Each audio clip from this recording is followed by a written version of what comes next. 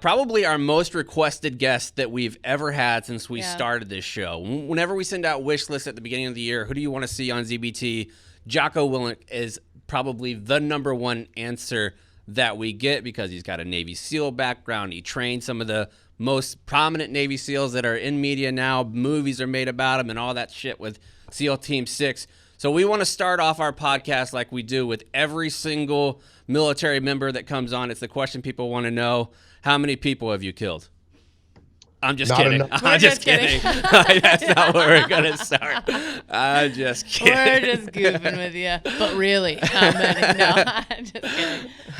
Though, as Chops is already giving a bit of an intro there, for anybody who doesn't know, and I feel like most of our listeners would know, but anybody new out there listening, Jocko Willink is a retired U.S. Navy SEAL officer with more than 20 years of service, from enlisted to officer, so he's seen a little bit of our side, too. A little bit of Mustang action, yeah. He's got deployments from Asia to Europe to the Middle East, where he commanded SEAL Team 3's infamous Task Unit Bruiser. He hosts the top-rated Jocko podcast, advises and instructs as co-founder of Echelon Front, has 1.1 million Instagram followers, slightly more than me. I'm sure you didn't think that when you were in the SEALs, that you'd be having over 1 million followers on Instagram. Yeah. I got to tell you, I was a little bit intimidated when I heard you were coming on because I feel like you and I could not be more opposite. Mm-hmm.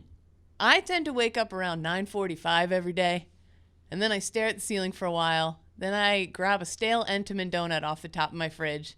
I stare a little bit more at my cabinet while I'm making coffee, and the only sweatband I wear is when I brush my teeth and wash my face. So I was like, oh, man, he's going to hate me. But, yeah.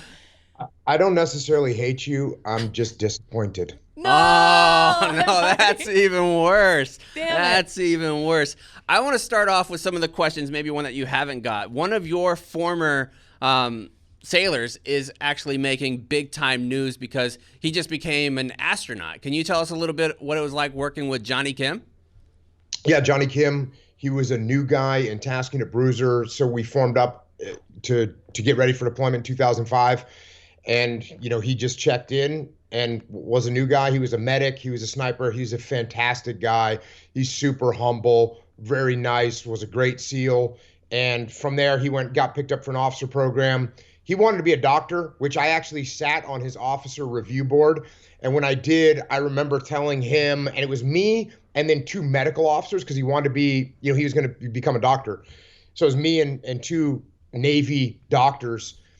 And Mike, like they said, okay, do you have any questions? And I said, you know, Johnny, I don't like hospitals. I don't like nurses. I don't like doctors. I don't like medicine. I don't like any of that. I have no idea why you would want to do this at all.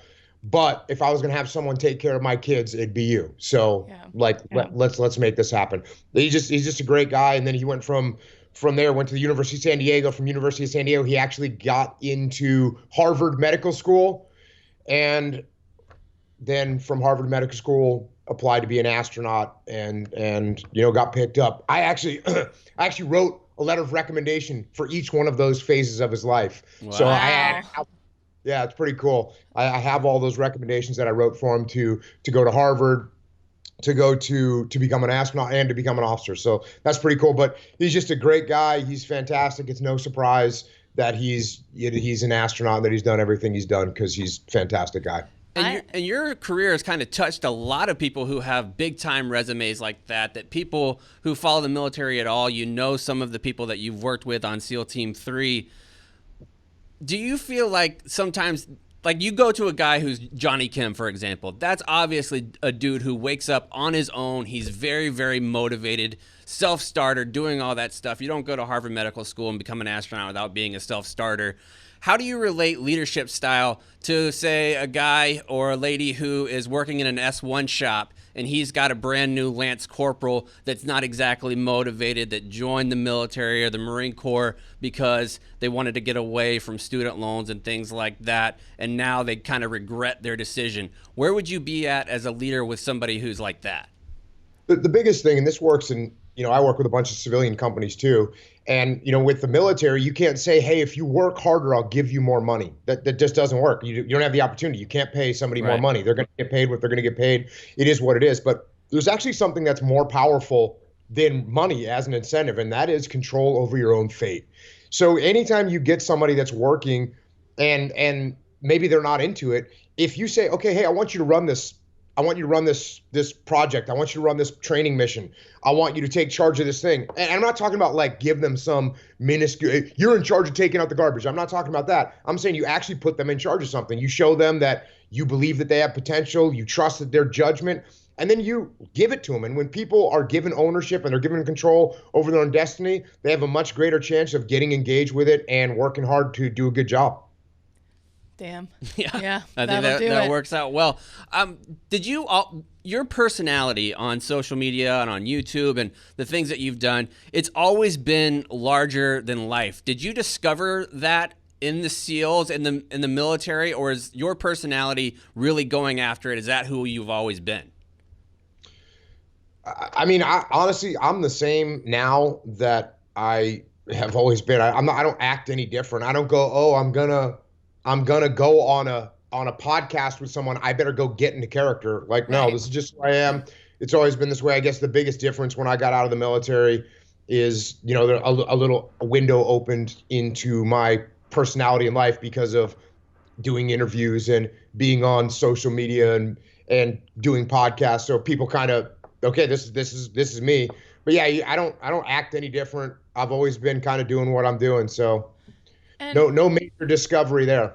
I see that it really does strike a chord with people. Every day almost you're posting. It's kind of infamous now at this point amongst, I know you have kind of like a cult following, but it's a picture of your watch at 3:30 in the morning, 4:15 in the morning, 5 a.m. You're getting up, you're grinding, you're going to the gym. It's the black and white photos of sweat on the floor. It's always pushing towards something and working on leadership. And somebody like me, who's a human dumpster fire, who is just I don't know where my car is right now. I don't know. I look at that and I say, for me, that's unachievable. I could never be that. And my stereotype of you kind of is that you're like this perfect person that it's easy for you almost. Like this is just how you are.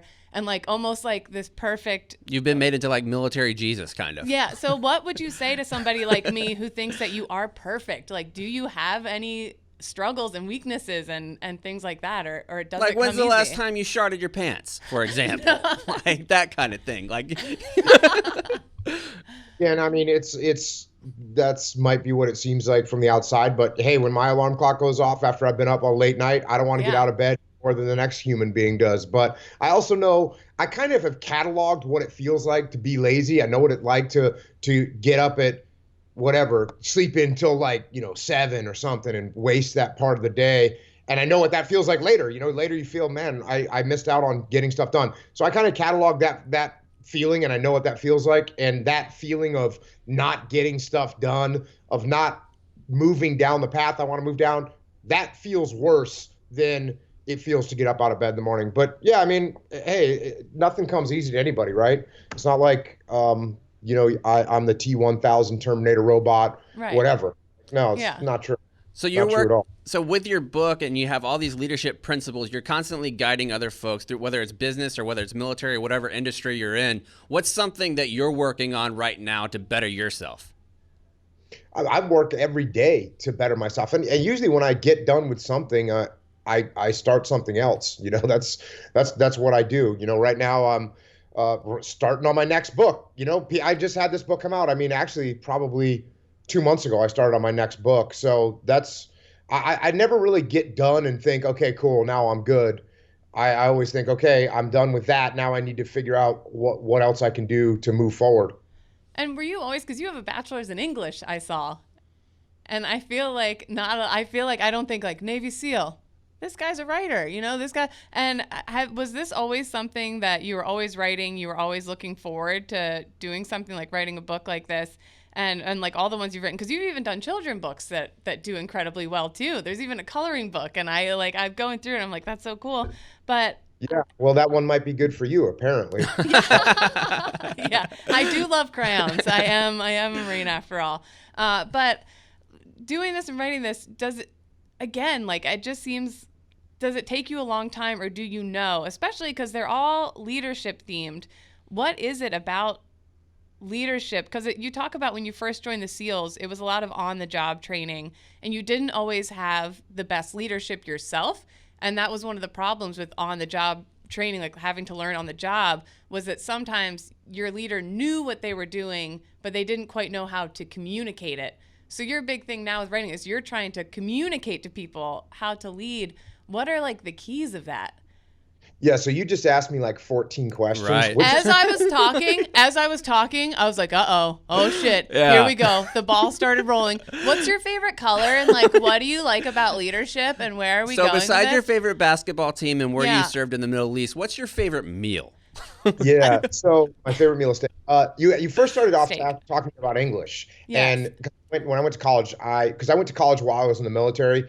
You know, I was an enlisted guy. I got commissioned as an officer, but I did this program that doesn't exist anymore, where I got commissioned as an officer when I went from being an E5 at SEAL Team 1, went to 13 with no college, went to 13 weeks of OCS, and then I showed up at SEAL Team 2 as an ensign. So that's what I did. And then a couple of years later, they said, okay, you need to go get your college degree since you don't have one. And I said, okay. They said, what do you want to study? And I said English. And the reason that I said English is because I realized when I was working as an officer how much writing was going on, whether it was writing, you know, concept of operations, whether it was writing evaluations for guys, whether it was putting in guys for awards. And then on top of that, deciphering what was getting sent to me, whether it was rules of engagement or some directive from up the chain of command. And then on top of all that, I had to communicate with people verbally all the time when you're briefing. So I realized that the best skill that I could have to lead people was to get better at English. So I went to college and studied English. I had no intention. I never thought I would write any kind of book. I never thought I'd really do anything. I mean, I thought I was really just a good SEAL, and that was sort of the limitations of my life. And it's what I really did my whole life. You know, that's all I wanted to do. And I mean, that's the reason, if you look at any of the stuff of my military history, there's like 4 pictures of my entire military career. Right. Yeah. Like, I never took any pictures. I never saved anything. I just was doing my job. So, Do you have regret about that? what's that? Do you have regret about that you don't have more like documentation? You can go back and scroll the old memory banks. Totally regret it.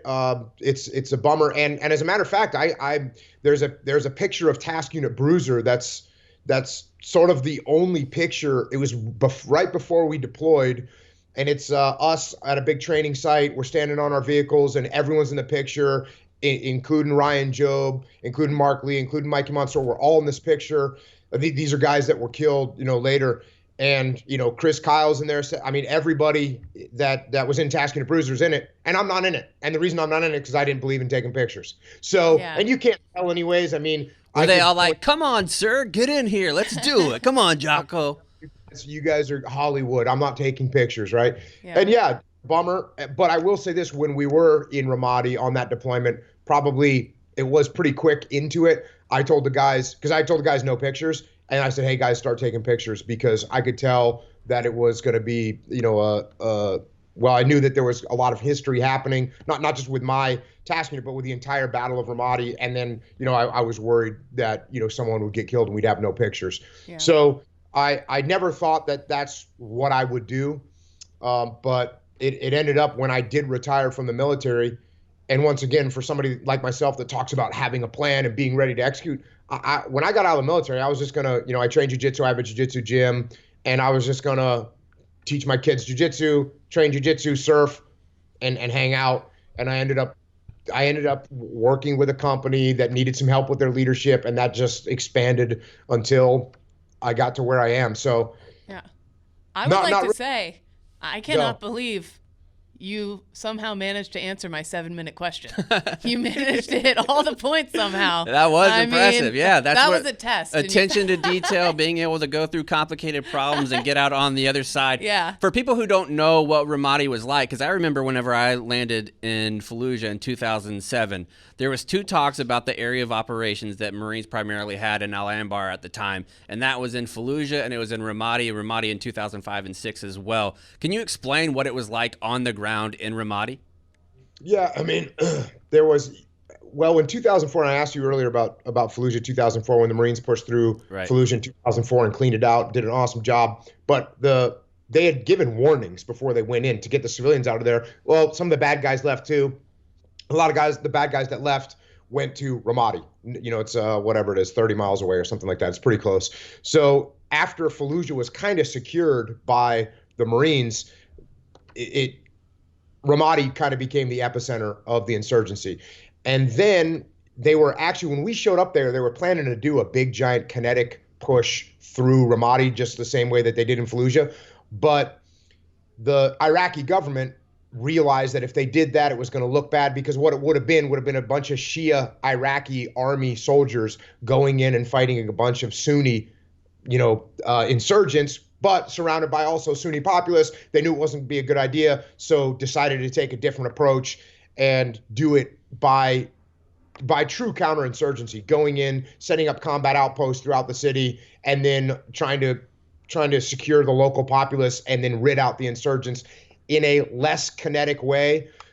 And that's what we ended up doing. But it was brutal fighting. There was casualties just about every day. We would be going to memorial services for the soldiers and Marines that were out there fighting every day. And it was a tough battle. So, we did our part, and I always try and make it perfectly clear that what we did as SEALs, we were there, we were supporting. There was like 40 of us, there was 5,600 soldiers and Marines in that brigade that was there on the ground. And obviously they did most of the fighting, and we just tried to help them out as much as we could. And I think that was one of the big things for a lot of Marines. Whenever we saw American Sniper, whenever it first came out, I thought, it's making Marines look like fucking idiots a lot of the time. And it was almost like insulting on that behalf. Like, oh, yeah, we don't know what the fuck we're doing at all. Like, we're just out here. And I know that so many SEALs I talk to have so much respect for Marine infantry units and things like that. And I'm sure you're the same way. Yeah, no, there's no doubt about it. I mean, we were there with 3-8. And interestingly, even though Anbar province was owned by the Marine Corps, Ramadi was actually being run by the Army, and it was the 11 AD. When we got there, it was the 228 National Guard out of Pennsylvania, but then the 11 AD came and took over. But there was always a Marine Corps battalion, and we worked. I can't even, the admiration that all of us had for the soldiers and Marines that we worked with was another level. We love those guys. They're our brothers. I went out and spoke to the 25th ID out in Hawaii, and the commanding general was one of the battalion commanders of the 1st of 506 when I was in Ramadi. And he introduced me to his troops, and, he said hey, this guy's a SEAL, a combat veteran. He went through a bunch of things, and he goes, but I'm just going to introduce him as my brother. And that's the way we felt about all the soldiers and Marines that we worked with there. It was an unbelievable brotherhood. And speaking of brotherhood, I think that one of the most special relationships that you have as an officer who is the commander of a unit is with your right-hand enlisted man on the side, and you have your team chief. Going through, and you have a lot of the military principles in your life right now that you still operate on. Do you have a team chief type of person in your life that keeps you accountable, that's like, hey, man, you're not doing this right, let's clean this up a little bit? What we got going on here? Do you have a team chief still? Yeah, I mean, I've got, and what I really have is I got a bunch of them, because I got a bunch of different businesses, and every one of my businesses, I've got a partner in that business, I've got a bro in that business, I got someone that's running things and taking care of things that, they're the execution arm, right? And it allows me to kind of sit back, look at a broader area to find out what the next market's going to be, where we might fail. So nothing's really changed. And my leadership consulting company, Echelon Front, it's a bunch of guys from Task Unit Bruiser in there. And, there's really almost nothing that's changed. We're still doing what we've always done. Everyone's a leader in the team. Everyone's out making things happen. We all know the broad direction that we're heading. I got a clothing manufacturing company up in Maine, and it's guys that I met in the civilian sector that are, true American hard workers, and they have a vision. They believe in the American dream. So, but they're up there running that. They're up there running the factory with 70 people, turning out products every day. I can't be there all the time, but same thing with a supplement company. It's like, oh yeah, the supplement team is out there shipping stuff, making stuff, creating stuff. I'm not in there every day, just like I wouldn't be, telling one of my snipers which weapon to bring on an operation. I tell them what the mission is, and they go out, take ownership of it, and lead. So, yeah, the same principles that I used. And, I got asked this the other day. I was at an event. So someone said, you're doing all this stuff. How do you possibly get all this stuff done? And it's at an event where kind of everyone knows who I am. And I said, well, I actually have written books about this. The first book I wrote was called Talk about the Laws of Combat. The first law of combat is cover and move. Then simple, prioritize and execute and decentralize command. I said, you want to know how I'm doing all this stuff? It's those laws of combat that I use I didn't just write about them so I could write about them. That's actually how I live, and they're effective. They work. And if you follow those laws of combat, they'll keep you alive on the battlefield. They'll get the mission done. And if you follow them in business and you follow them in your life, they're going to be effective for you. So that's what I do. And with this most recent book, Leadership and Strategy Tactics, who do you think would benefit most from this book? Who out there do you think, I would recommend Besides this to you? Kate. Besides, for sure, me. Yeah. The book really, so I would recommend the book for people that have to interact with other human beings. So basically anyone, because if you're interacting with other people, you're in a leadership position, and everyone's in a leadership position. I don't care if you're the frontline soldier, Marine, the front line on a manufacturing in a manufacturing plant, or a front line in a construction job, or front line in the financial industry. Even if you're not in charge of anybody at all, you're still leading. You're still trying to influence people. You're trying to influence your peers. You're trying to communicate up the chain of command so that you get the support that you need.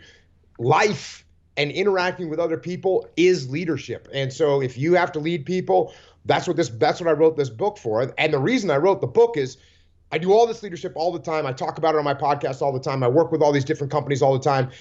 And I would get asked the same questions over and over and over again. And what I realized is that people fail to realize that leadership there are skills in leadership. There's tools that you can use. There's strategies and tactics that you can implement that you can use to improve your situation as a leader. And like you name them, the one you just asked me starting off, hey, what do you do with someone that's not motivated? Cool, there's a tool for that. And It's in the book. You take that person, you put them in charge of something meaningful, and you give them some ownership, give them some responsibility. They'll rise to the occasion. That's what will happen. And by the way, that's not guaranteed to happen. Will happen 90% of the time, 10% of the time. Okay, we've got someone that truly doesn't want to do their job. All right, I'll put them in a situation where we mitigate them, where they don't have big influence, and eventually we'll get rid of them.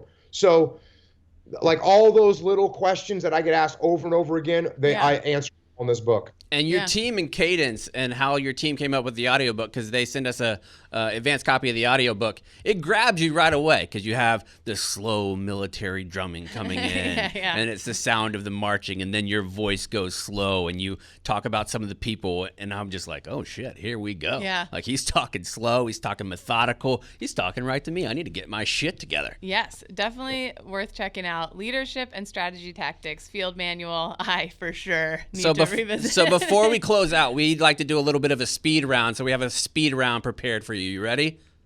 Bring it. All right. We already kind of covered that you're not a lazy day guy, but you're forced to have one, and you can spend it anywhere on the planet. Where are you, and what are you doing? I'll be in my house. I'll go train jiu-jitsu. I'll get done with that, go surfing, play guitar, hang out with my kids, and eat a steak. I didn't know you were a guitar player. Favorite song on the guitar? Anything by Black Sabbath. Oh, I thought you were going to say Bridge Over Troubled Water. I thought he was a big Simon and Garfunkel guy. Yeah. No hot chow for a month, or no hot showers for a month? Are we eating hot chow all of a sudden? What? Oh, wow. She gets in trouble for eating on here. We always say that chow is continuous, except for there's a pause on chow in the podcast in the studio. Mic. All right. Saw on your Instagram, you're a Chick-fil-A guy. Best sauce. You can only have one. You know, it was my son's in wrestling season right now. And you know, when you cut weight and then you get done wrestling, you want to eat a lot. I went to Chick-fil-A because that's where he wanted to go. I don't even know what different sauces there are. I will say this, I got 4 of the basic chicken sandwiches. Yeah. And then I doubled up the meat onto 2 sandwiches. Holy shit. Yeah. That's a fucking flex. I imagine. That's what you need to lead in. Your next book needs to be like, look, if you want leadership lessons, eat 2 chicken patties on 1 Chick-fil-A sandwich with extra pickles. Yeah. I imagine you could house some nugs over there. I was hoping you were going to say mayonnaise, by the way. That was my number one. Extra pickles? You said extra pickles, and actually in the picture that I posted, someone noticed that I took the pickles off because I don't like pickles. Oh. And then there was a bunch of comments, what kind of human being doesn't like pickles? Why are you so soft you don't like pickles, Jocko? Why are you so soft? Yeah. Isn't it Your crazy? sensitive stomach can't handle the vinenecker, Jocko? Isn't it crazy how people pick up food, and I don't want none. Oh, wow. Oh, my goodness. Fuck, marry, kill. Green Berets, Marine Corps Recon, Space Force Laser Beam Team. Ask me this question again. Fuck, marry, kill. Green Berets, Marine Corps Recon, Space Force Laser Beam Team. I love the Marine Corps. I love the Army, and I don't know anything about the Space Force. And actually, what I'm bummed about is instead of Space Force, to take this in a really serious direction, what we should have done is created a cyber force, like a hardcore cyber force of people that were trying to protect us from cyber attacks.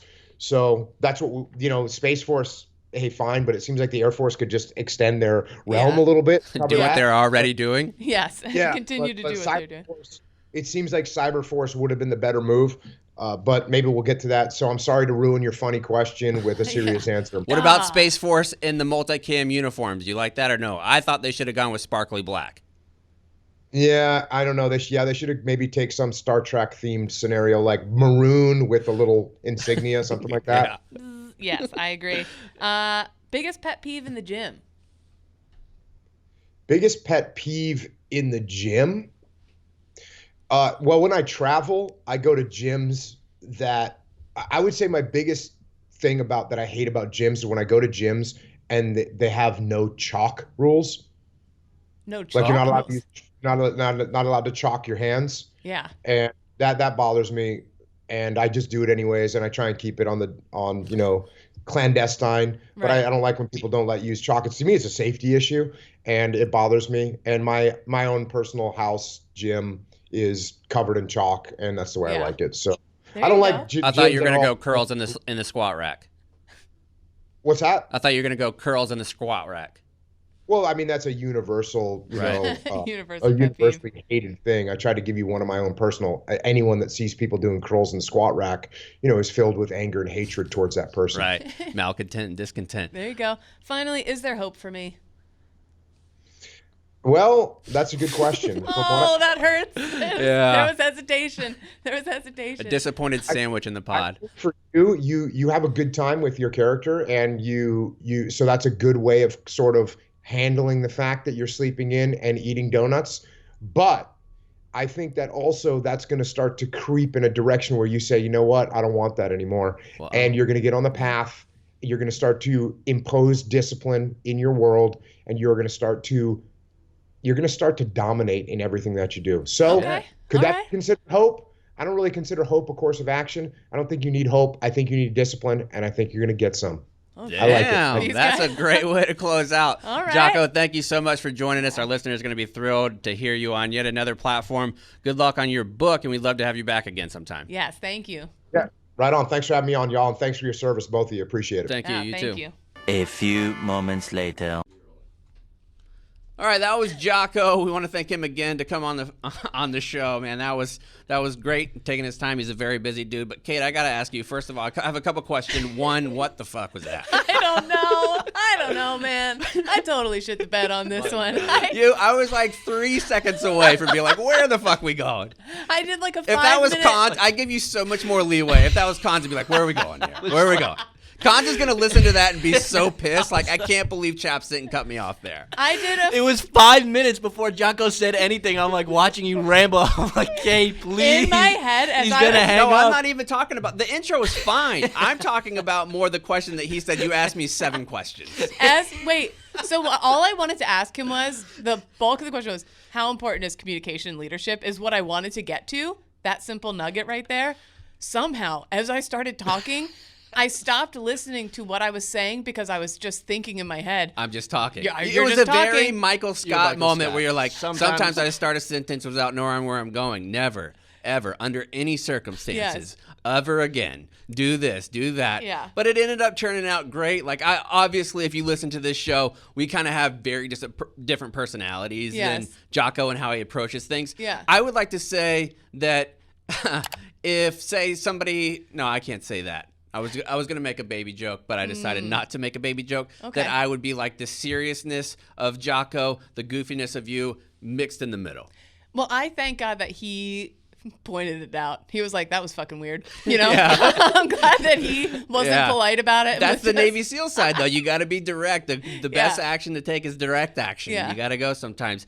It was good. I liked having him on. Yeah. And I think that a lot of times you get this in military circles a lot. Like, if you are a person like Jocko and you have very strict rules about his life, and he does, and he's very open about it. I mean, you get up at 4:30 every day and you're trying to sweat before 4:45. You live by a very, very strict standard. Yeah. And there's people in finance, there's people in business who absolutely love that style, and it's very healthy for him to live that way. For me, it was much more healthy for me to step away from that type of style, because that's exactly what I was like when I was in the military. Yeah. When I was in the Marine Corps, that's exactly what I was like. I was waking up early, I was PTing, I was doing everything that I possibly could to be the best Marine version of myself. When I got out, in order to get into a healthy mental space, I had to step away from that. Yeah. It seems like it really works for Jocko, for his personality, just to keep pressing. For me, it would have been destructive for me to have that type of personality long after I left. Yeah, and I think for a lot of people, there's like a happy medium in there somewhere. There's like a happy, but it works, I should obviously. be a fat piece of shit. Maybe I should take back my response. I'm never going to run. Unless I'm late, I'm never going to run. In the airport. You know, in the end, when he was giving me that little speech, I swear to God, genuinely in my head for a second, I was like, I'm going to get up tomorrow morning and run. But you ran the other night. And I ran the other night. So he's right, though. I am hitting a wall where I've become so disgusting that things are about to change, maybe. And I think we have that rock bottom, that personal rock bottom. Yeah. I hit it when I stepped on a scale, and I was like, God damn, dude, I'm 230 now. Like, and I walked by, my wife's still in good shape, my kids are outside and active, and I'm looking like the South Park meme behind it. And whenever we post pictures here, like, who's this fat fuck talking about the military? Right. This guy. And I'm like, you know what? Maybe I'll cut back a little bit. And Maybe I we'll have cut been. back. I'm down 15 pounds. Well, it feels like Jocko caught us right at rock bottom, and my weird question was proof of that. So it can only go up from here, chaps.